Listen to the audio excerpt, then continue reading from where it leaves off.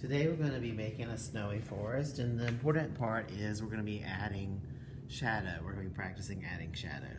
So you're going to need to start with, you need a white piece of paper and about a half sheet of black.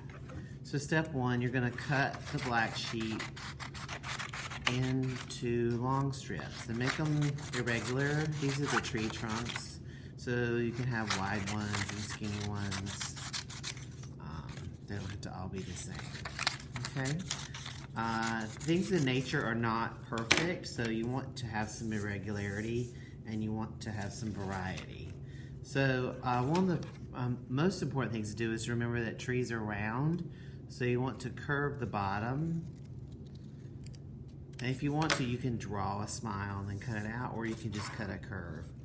And then you're gonna arrange them on your paper so that there's some that are close and some that are far away, but it's really important that you make sure they always touch the top. So you're going to go ahead and glue those on.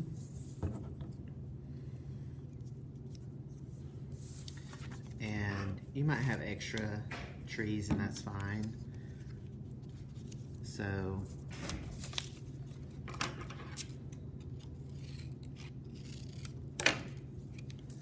just put some high and some low.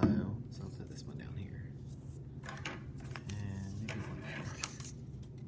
And they can be close together or far apart. Okay. Alright, so how about one right here? Alright, so the next step is to create, so those are the trees.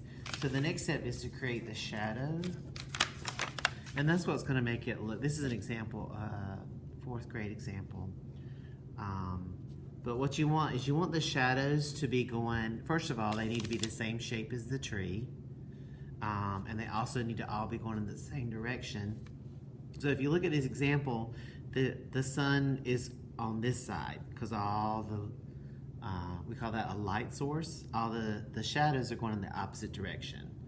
So wherever the sun is, the shadows will go in the opposite direction.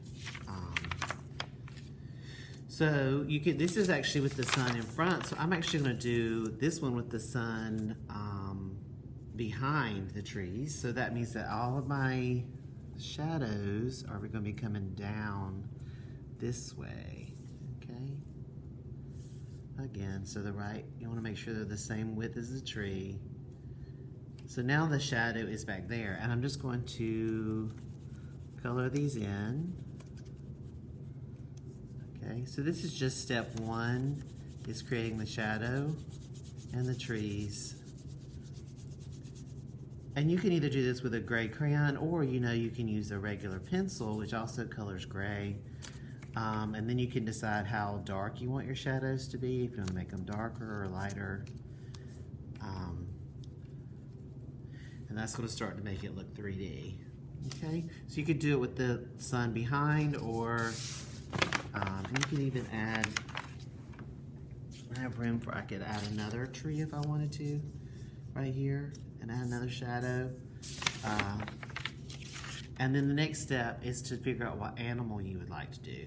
So this would be a good spot for a fox or a squirrel, or you could put a deer here or something like that.